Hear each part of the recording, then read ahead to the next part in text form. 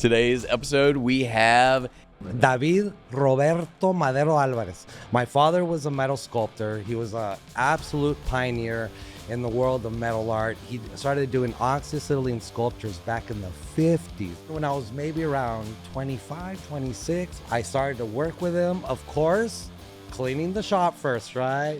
So I worked my way up. There's so much stuff you can do with oxy-acetylene. Basic welding. oxy-torch. So I want to be like the ambassador I want to get it back, man. And I just want there to be more freaking metal art in the world.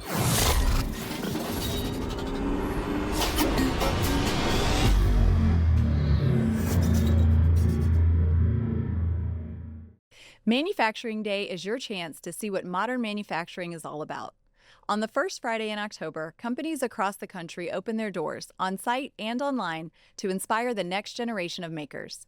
From high-tech equipment demos to hands-on activities, it's a behind-the-scenes look at the careers shaping our future. Find an event near you or host your own at mfgday.com and be a part of something big. And now, back to the episode. Welcome to the Fabricator Podcast, being recorded at McCormick Place in Chicago, Illinois for FabTech 2025. This is the first of several recordings here at FabTech. You'll be seeing these in the coming weeks, so we think you'll enjoy all these conversations. I'm Dan Davis with the Fabricator magazine. Lincoln Bruner with the Tube and Pipe Journal and the Fabricator. And the first episode conversation is with David Madero, which is not exactly how he pronounces his name. No, he does a much better job. Yes. David Roberto Madero Alvarez.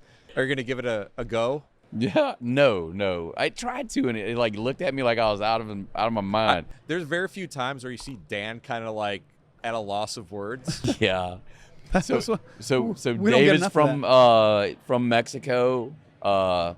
Also does plenty of work here in the States, and obviously here at FabTech with some of his partners like Weld and Walter Surface Technologies.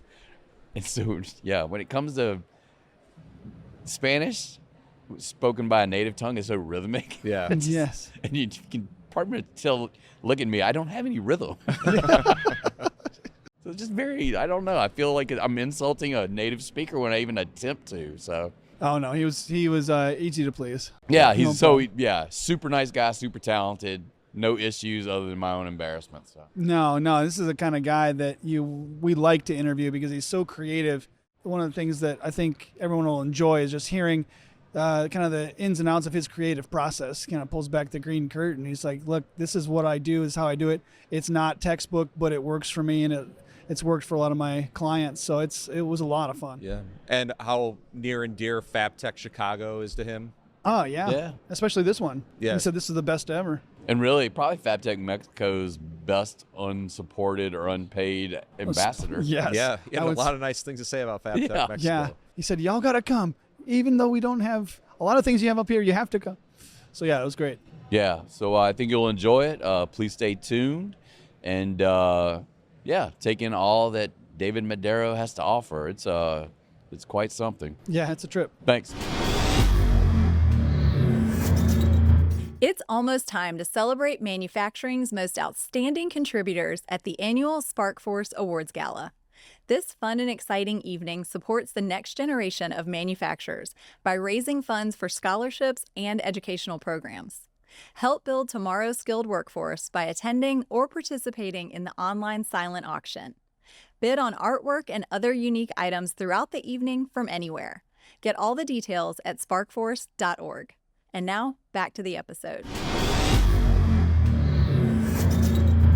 Welcome to the Fabricator Podcast. Today's episode, we have David Madero. Yes. That was a hack attempt. I'm sorry. That's all right. No. Yeah. Okay. There you go. Say this three times, baby. David It's Madero. David Roberto Madero Alvarez. Oh, I didn't catch the I third will one. give you $1 million. Right now, David Roberto Madero Alvarez. Oh, geez. I actually finished 18 hours of French in college. Yeah. A community college Spanish. Got A's in all of them. Can't speak any of it. You have to live in the country. I have basically. I have You a have to fat speak it. tongue. Anyway, literally, and I say this as a compliment, but also really admire your work. One of the better metal sculptors that we had on the show. Your work. So we did an article with David back in 2020, I think. Yeah. And former coworker of ours, Eric Lundeen. Great guy. Yeah, very nice. Wrote the article and kind of covered some of it. So for those that aren't familiar with you or maybe didn't read that, tell us a little bit about yourself and how did you get involved with the welded metal art and how did you get your start? Right. Well, usually metal artists start first metal fabrication. And then they want to do stuff on the weekends. They're like, whoa, I've got talent, man. And they start selling artwork. Completely the opposite for me. I was born into it. So my father was a metal sculptor. He was an absolute pioneer in the world of metal art. He started doing oxyacetylene sculptures back in the 50s. Man. Wow. So crazy. So I've got some pretty damn good pedigree, man. Yeah. And I grew up with it. I basically started welding. I know some people out there don't believe me, or they're like, why would your dad let you weld at 5 years old? Right. But it happened, man. Yeah. But yeah, that's how I started. All through grammar school, high school, and then of course, I'm an 18-year-old. I'm rebellious. I'm like, no, man, no metal art, no sculptures, none of that. I'm gonna do my own thing, right? And well, I basically, screwed off for about 8-9 years, bartending, waiting tables, just trying to get as far away from art as I could. But dude, it was calling me back, man. Like The Godfather, right? It just pulled me back in. It did. It pulled me back in, and I had a big talk with my dad, and I'm like, you know what, Dad? I'm so sorry, because I was kind of a bratty kid and not good at school, but I knew that I had that DNA in me. I knew I had that artistic flair. So I was fighting it way too long. And then when I was maybe around 25, 26, around there, I started to work with him. Of course, cleaning the shop first, right? Yeah, that's right. Brooming everything up first. And then little by little, my dad, which was the best thing that he did, right, was it wasn't quickly. It wasn't like, oh, just because you're my son, you're going to start with these sculptures. Right. And he had his own workers. So he had to, there's a hierarchy, and there's like, I didn't want to be that, the son getting to do all the cool stuff right away. Right. So I worked my way up, and then in my 30s, I'm old, by the way. I'll tell you guys my age in a second. You're among friends. Yeah, there we go. Yes. And in my 30s, then I really got into it with him, and we were almost like a partnership, Nice. especially with big monumental sculptures. Mm-hmm. And he would do his own sculptures. I would do my own sculptures. And what can I tell you, man? I mean, I had the absolute best teacher on the planet at home. Wow. So I was able to learn everything that I needed to about welded art, about how to sculpt. I grew up with that stuff. So basically out of osmosis, I just learned, man, just by being around him. Yeah, what were some things, some memorable things that your dad did that really helped you get your start? I mean, in terms of the pieces that he created, what are some memorable things that you think, memorable things about my father? Okay, well, I'm gonna tell you the first really significant thing that my father and I did together, right?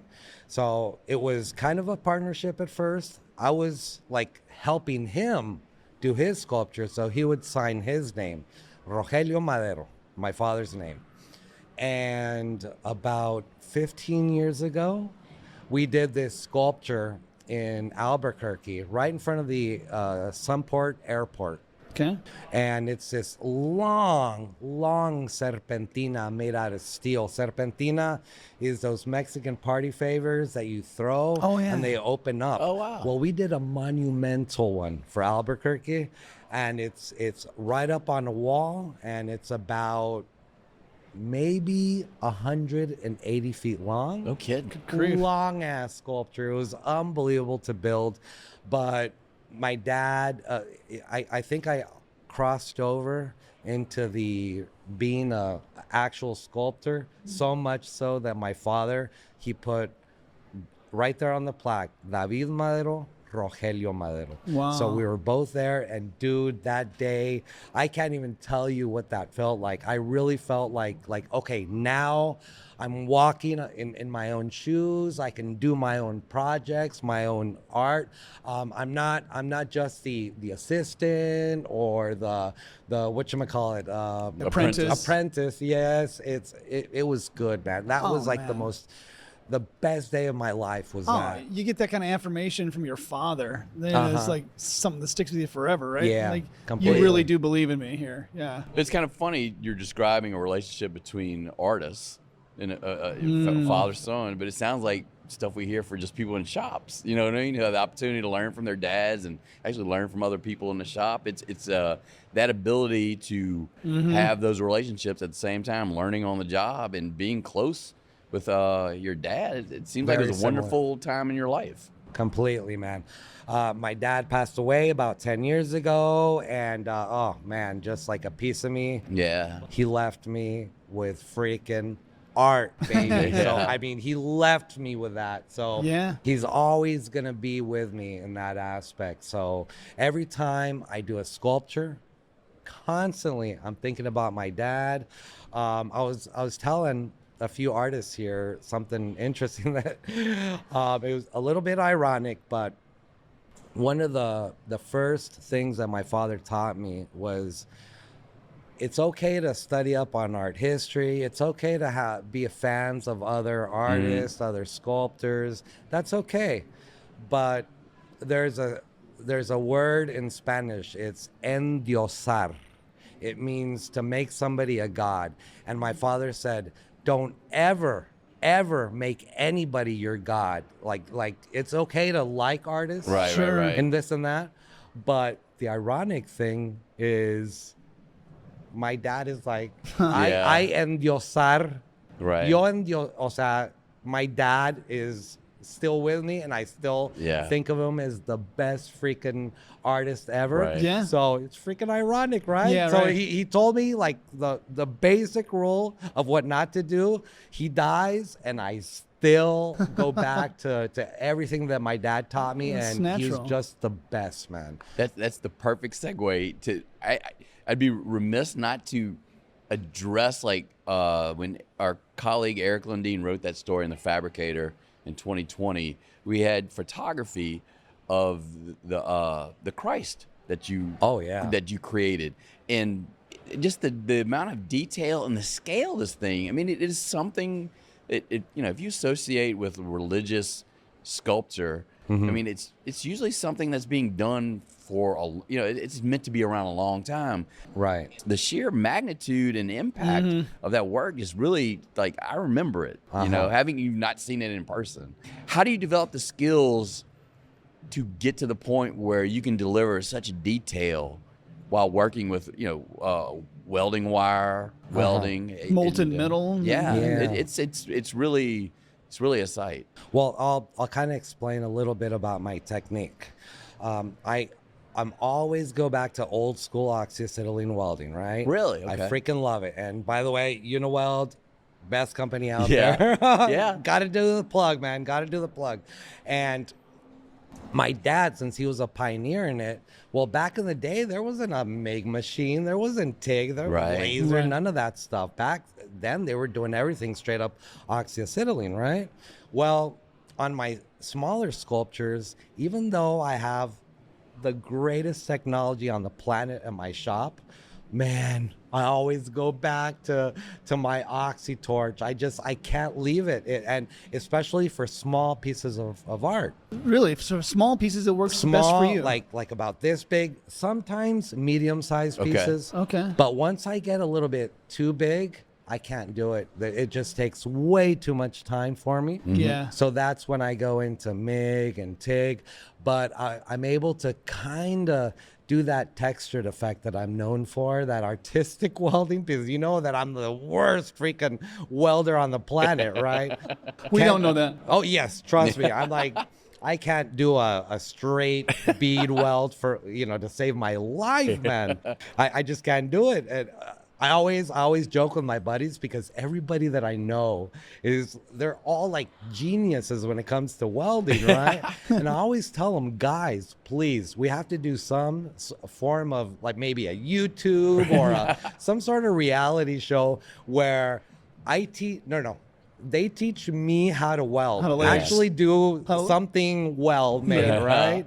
Maybe get some sort of AWS certificate, maybe just like an honorable AWS certificate, right? He Teach tried. something. And then, of course, yes. And then it's my turn, baby. Then I get to mess them up, and like everything that they've ever learned, just destroy their minds and say, hey, listen, from now on, all day long, you're just going to do bad weld on top of bad weld on top of bad weld. And you'll have a sculpture by then. And you have a sculpture. Exactly, man. That's funny. So I'm interested in just piggybacking on what Dan asked you. Like when you talk, I just want to focus on the eyes of the Christ. I'm so sorry. I went on a tangent, didn't I? The eyes of that Going back Christ, to the Christ. Yeah, I noticed the eyes because they are rather distinctive. The way you actually put them together. Was that something you conceptualized mentally, or was it something you figured it out on the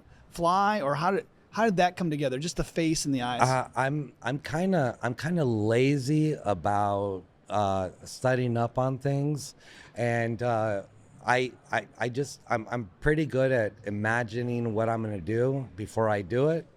About the eyes, I just kind of knew the shape beforehand. I knew the proportion. I had the face. It was huge. It was like maybe like 8-9 feet tall, just the head of the Christ. Right. Yeah. And I don't know, man. I just get a tape measure and I'm like, maybe about 10 inches. Okay. Yeah, let's do it 10 inches. Yeah. And even it might not be perfectly proportional, but it's art. It doesn't matter if I'm, off by a couple inches, nobody's gonna know. Right. Well, especially 120 feet up. But yeah, but at the same time, I'm also OCD on other things. So how do you get the texturing effect? With your welding that you kind of describe yourself as being known for it. How would you describe that to people not familiar with your work?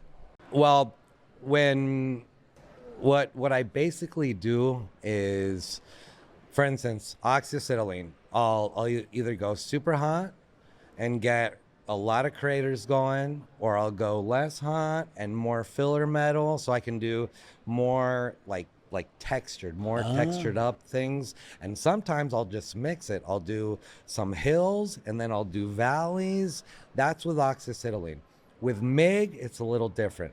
MIG is kind of cool. Even though I love oxyacetylene, MIG is interesting because that's when I do weld on top of weld. Okay. Right? So I basically do squiggly lines. I basically just go up to the machine and just turn the knob. I don't know how a MIG machine does what it even does. I know it's electric. I know I have to, plug it in, but that's basically all I know. So I'll just mess with the knobs and I'll figure out like, oh, okay, this way. And if I speed up the wire, go this way, and I go away with a gun, oh my God, there's like this machine gun effect going. Yeah. And I can do like little popcorns and wow. It's just like way far away from the piece. Yeah.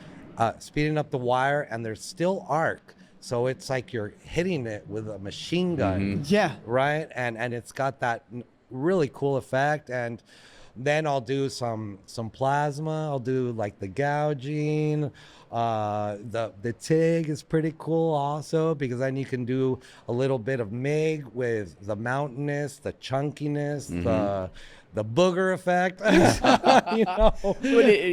It creates like molten metal. It's not exactly paint, obviously, but you're able to kind of texture it in that state. I mean, do you see kind of parallels to that? Yeah.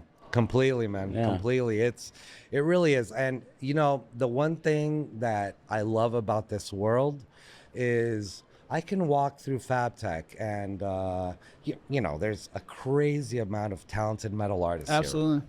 And you could see a work of art and boom, right away, you know who did it. It's like a fingerprint, right? Right. That's funny you say their that. finishes, and I'm not talking about that person does animals, so I know who. No. Their style, the way Techniques, they some grind more, some grind less, some leave the weld, some. I mean, it is crazy how everybody has their own fingerprint, and the new generation, speaking of metal artists, damn it, I'm scared of the youngsters, man. Those kids are, wow. They're, man, I mean, I'm super happy, but dude, They got those guys together, are huh? coming up, and I'm like, man, how did you think of that? How did you do that piece? You guys are gonna kick Right. our ass, man. Yeah. Us old geezers, oh, we're in trouble, guys. Oh, listen, it's the way of the world. I mean, you get younger generations because they're building on the ideas of their predecessors, right? Nothing's done in a vacuum, so they Yeah. take what you've done and they go, okay, I can do better than that. Yes. Maybe they don't say it out loud, but they're thinking it, right? So you've kind of given them a target, like, Yeah. Hey, I wanted to ask you about the eagle and serpent piece that you did. What was the texturing like on that? What were the predominant techniques that you used to create that? Because it's so intricate. You Yeah. created so many feathers. You created Uh-huh. so many different pieces that went into that, right? Uh-huh. How did that come together? All right. First of all, Lincoln, I love that piece, but what a pain in the ass, man. You have no idea. No, I don't. Every feather, just hundreds, maybe, no, I would say thousands of feathers. Everyone hand freaking made, man. Wow. We were just like a factory of making feather and then another feather. And we were just like going to sleep at night and thinking about feathers and oh man. But I love the piece, right? Yeah. Well, the long ones on the wings, Yeah. those were actually like all the hair on the feathers, that was purely done with MIG. Wow. Right? Wow. So we just shaped it out and we just did MIG weld, MIG weld, MIG weld, MIG weld all the way towards the top. Now on the smaller feathers, just to give it a little bit of a contrast, we decided to go right with an angle grinder and we just started etching out the feathers, the hairs on those feathers. Just because you thought that would be, you figured it out on the fly. That's going to be the best technique. Yes. And, Wow. and it worked out, man, because you have these long feathers and the MIG right there. And I'll be honest with you. I mean, I did want like welders to see it and like go, hey, I see the MIG right there. I see those MIG welds. I did do that on purpose, but now on the smaller feathers, there was just no time for Right. it. I had to do that piece in like 6 months. Oh, wow. But I was super proud of that sculpture. Yeah, Where's absolutely. it reside now? It's in Mexico City. It's in front of the Mexican White House. Los Pinos? that's Los awesome. Pinos. Yeah. Yeah. That's Yeah. great. It's, the flag itself, it's very, it's something that you don't see in a lot of other flags. Uh-huh. But to see that piece captured in a 3D, Yeah. it's quite the It's statement. striking. Yeah. It's striking. And there's some amazing symbolism with that. It's the eagle represents the Mexican people. Yeah. And then the serpent represents corruption, Right. just greed, evilness, and there's that constant power. So you always see that eagle. Good thing the eagle is like On top. winning, Yeah, right? right. Good thing, because otherwise it wouldn't be good if that snake was like, oh my God, it's like wrapped around the Yeah. eagle. It's Snake is way tastier Yeah. than eagle. So. exactly. So did you use tubing for the snake, or how did you go about creating the kind of the vessel for it? We CNC'd out a bunch of scales, so we just made using round bar. I just kind of bent and we made it kind of circular. Mm-hmm. And on top of that round bar, we would just put. They were basically like half circles, Yeah. and out of steel. So we would just spot weld, and then freaking spot weld again on top of that, and all the way towards the top, towards the head. The head, I definitely did oxyacetylene to do all those textures, Right. and the fangs and all of that. How did you come upon the idea of using oxyacetylene in such a versatile way? Because it's distinctive. Not many people are doing that in this world. How did you figure out how to create things that work visually with that technique? Was it just dinging around? Did your father teach you that? Yeah, it was basically my dad, and he just told me, hey, I just learned that I can use it like it's Play-Doh pretty much, like it's clay. And you move the metal around, you can do shapes, you can, like, for instance, a figurative piece, you can make the muscle out of just moving that blob of steel, or either pulling it with heat or pushing it with heat. So there's so many different techniques you can use with oxyacetylene. Man. And then check this out, man. I mean, I don't know why more kids aren't doing more oxyacetylene. It's like the Swiss Army knife of welding. Yeah. You can cut with the same torch, you can weld with it, you can braze, you can bend, forge, you can even color steel. You can do the bluing effects, you can do that rainbow coloring.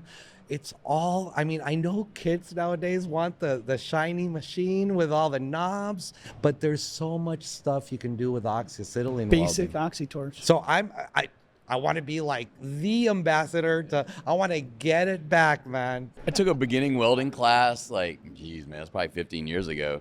And they started off with oxyacetylene. That was like the first day. Before stick. Like before the lead-in. So, I mean, it's kind of nice to hear you kind of be a cheerleader for it in a way. And as you described, not only functional, but relatively easy to get. Yeah, man. As opposed to saving up for one of those, like, modern power sources. So you also did a sculpture for FabTech. You want to share with us what you worked on for the folks at Uniweld? I'm kind of excited because usually I just show up with one sculpture, and this time, dude, I got two, man. At two different companies. So, man, I'm so stoked. Okay. I brought this crazy bull, my version of the Wall Street. Okay. Oh, yeah. Right. And The big bronze one on Wall Street. Yeah, it's called, I called it Bull Market, which is the title of the piece. The client was gracious enough to let me borrow it. Oh, wow. It's at the Uniweld stand, and of course, Uniweld is amazing company. They're the ones that set me up with all my freaking crazy oxyacetylene gear. And then I'm also working with Walter Surface Technologies, and I did this pretty cool, I'll show you guys afterwards. I did this wall sculpture for their headquarters in Canada. Okay. Oh, wow. So I took their logo and I did some abstraction around the logo. So it looks like it's this big chunk of steel coming out of the wall. And we did it in stainless steel. That one I did do MIG welding on. Okay. And I was super excited because I've done mirror finishes before, but not like this. Their products are freaking specifically designed for mirror polish finishes. So I was able to do that in their booth. We had a crowd out there. People are like, what? You can actually like you can have a mirror on your sculpture. Yeah. And so yeah, I'm proud So of that will go back with them to their headquarters after yes, the show, right? Man. It's going to be right there in the lobby area, and it's pretty damn big. It's about this big. No kidding. Heavy as hell. One less thing you have to bring Oh back. my God! I think the shipping probably cost more than what they paid me for the sculpture. Because remember, guys, I live in Mexico, in northern Mexico, and it's not easy. No. Not easy at all. But this is probably my. I love all the fab techs that I go to, but this is the one. There's something about this fab tech Chicago that felt really special for me. I don't know if it's just like personally, or maybe it's because I got to work with two different companies. I don't know what it is, but the people, the feedback that I've been getting at this fab tech, the amazing amount of metal sculptures that I've been seeing everywhere.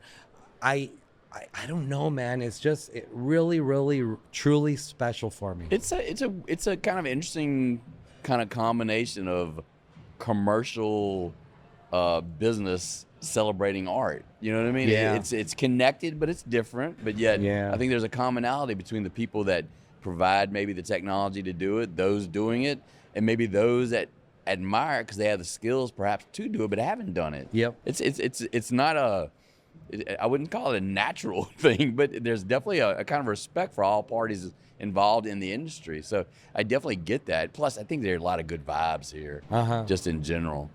Now there's something interesting about that too. Speaking about metal artists are a different breed. Yeah. They're just good people, man. They're like blue collar Yeah.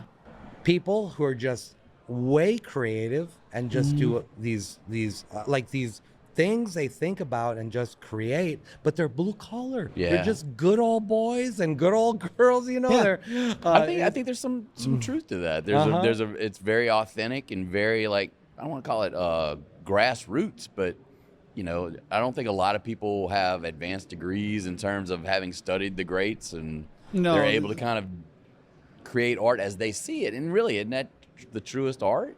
Well, and it seems, I mean, in the metal artists, we've interviewed a fair number of them here on the podcast. Y'all seem to have like this strong common thread of kind of can do and why not. Like, you're willing to try things that other people wouldn't even think to try. Yeah. Because you're in the middle of it all the time saying, oh, wait a minute, I did that and that last week. Why couldn't I do this with this one?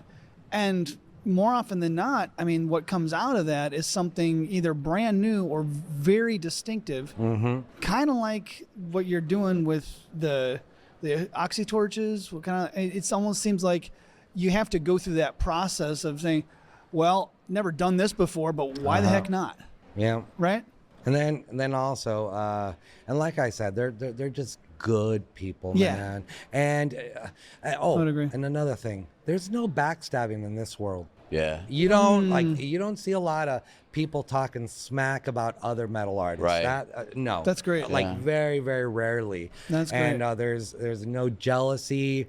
I mean, I video chat through Instagram with a crazy amount of other metal artists. Yeah. I've got kids from Skills USA, video conferencing me. Oh crap! I don't know if I should. I yeah, don't know you're if there's good, like you're good. against the No, You're good. the you're rules good. for Skills USA, but Oh, I'll that's teach. funny. Yeah, I'll help those kids out. I don't care. I don't care. No, we cover Skills USA all the time. And Oh, the metal okay, artists good, good, good. Oh yeah.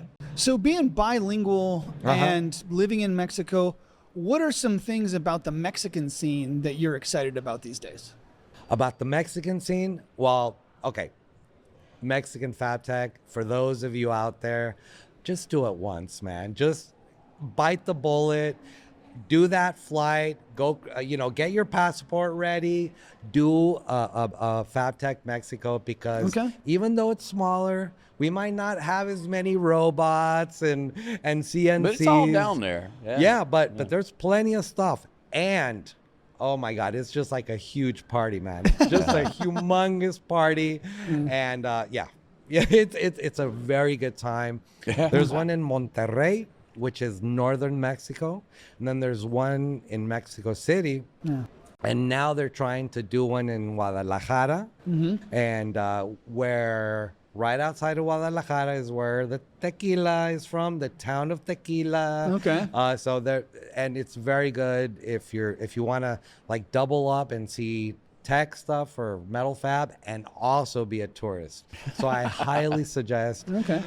Man, they should pay me, huh? FabTech Mexico should pay me some money here. Well, FabTech pays us too. So. There you go. There you go. Okay, all right. Well, go ahead. ahead. I was going to say, in terms of the artistic scene there and your peers there and the people you're maybe even getting to mentor, I'm saying, what can people hear? What can we hear from you in terms of the Mexican scene that we're not going to hear from other people about what's going on? There's a little there's quite a difference because sadly in Mexico there's not much of a middle class and it's kind of hard, but at the same time, even if people don't have the means, they'll actually invent stick welders, like Wow. out of, I don't know how they do it, but I've seen people like out of, I don't know how they do it, but it just looks like a bunch of wires crossed together, and they'll do stick welding with that. Oh, and wow. there's some great artisans, Yeah. and Yeah. they're very creative. Yeah. But sadly, there's not much of a do-it-yourself. There's not much of a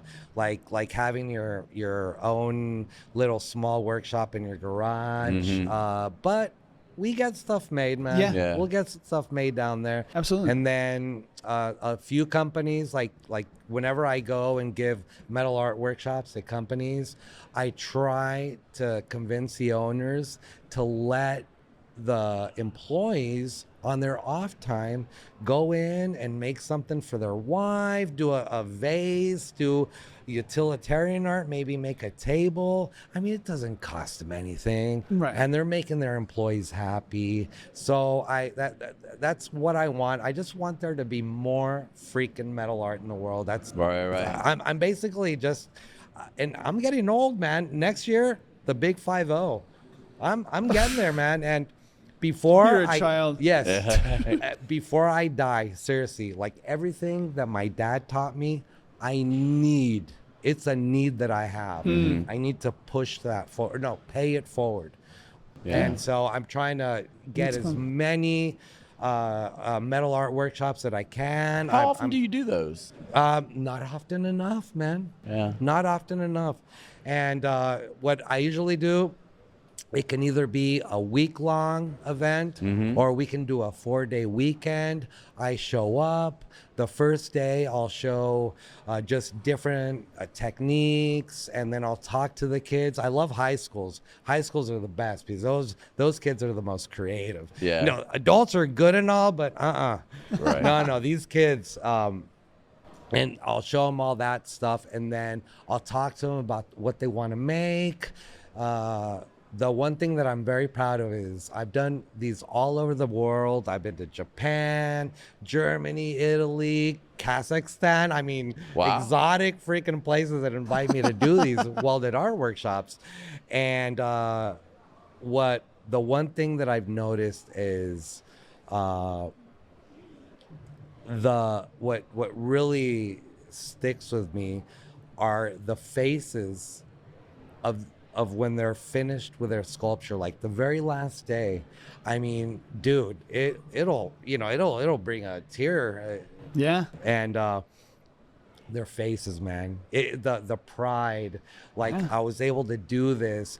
And I'll do some stuff, but I want them to feel that pride of, no, I finished it.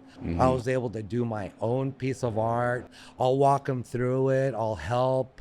But damn, I mean, it feeds the soul for me. Yeah. It's Yeah, man. the satisfaction, dude. Like when I'm there at night, I'm just, I don't sleep much, but I think I sleep a lot better when I do these. I feel good about myself, and I Yeah. feel good about what I'm doing. So yeah, if there's anybody out there, just, hey, write me. Let's Yeah. do it.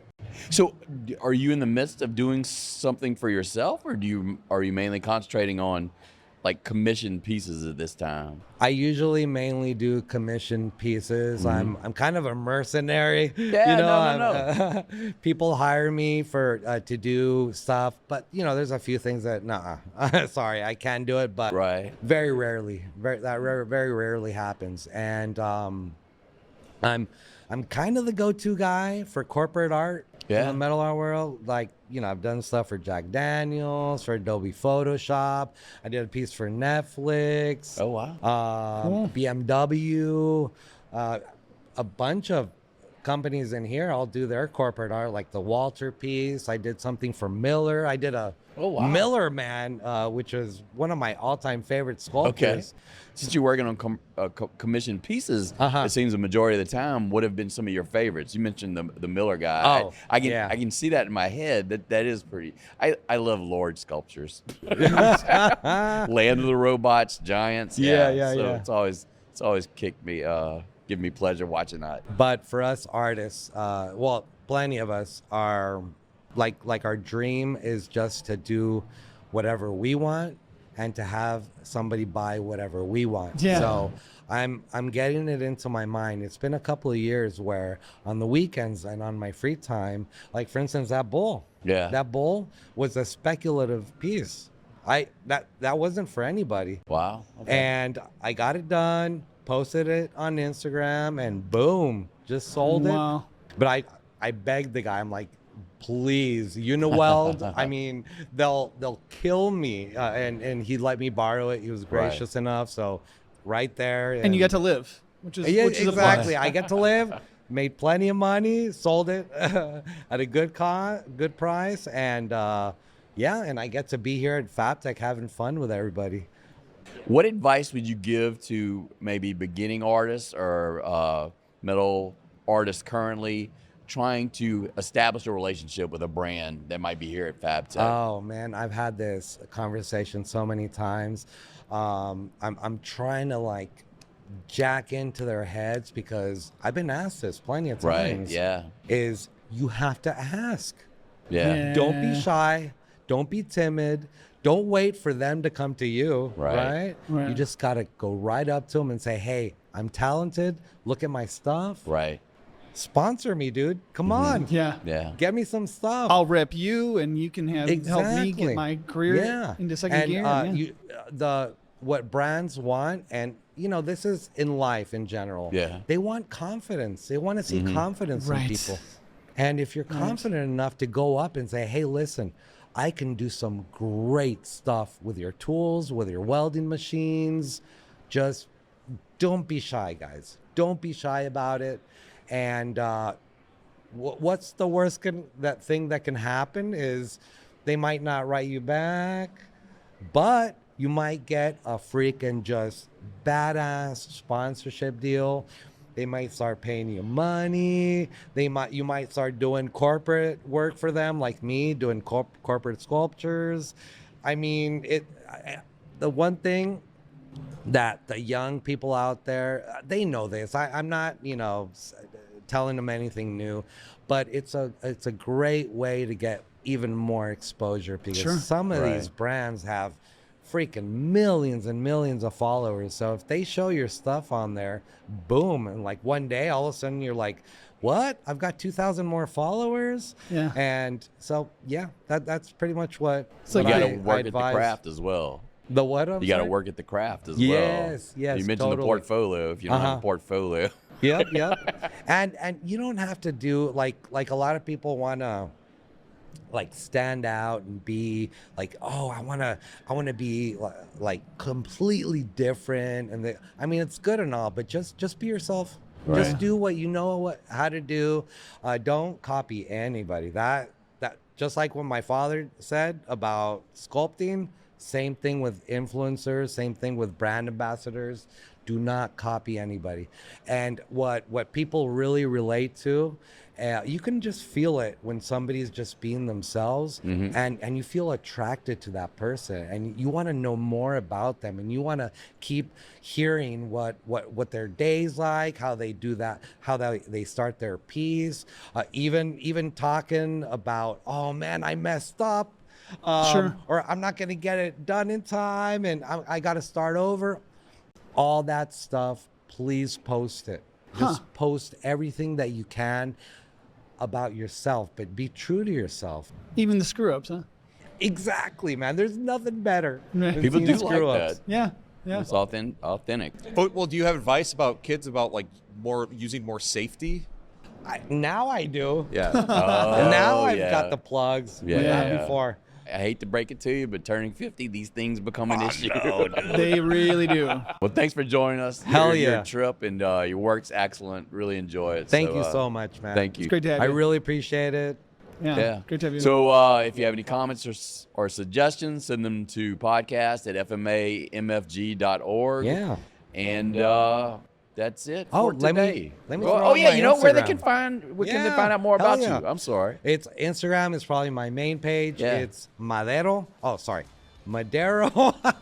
Just joking with you guys. No. Madero spelled Madero. _CO, and you'll see all the crazy stuff that I do. It's a great page. Thank you, man. Awesome. So once again, thanks for listening, and see you next time.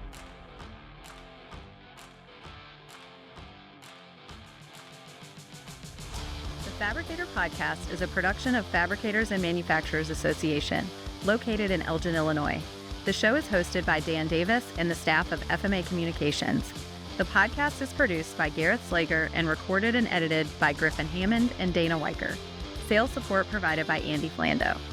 Additional production support by Elizabeth Gavin, Mike Owens, Billy Culpa, Pat Simon, Brandon Geyer, and me, Sarah Spring. Email us at podcast@fmamfg.org. Thank you for listening.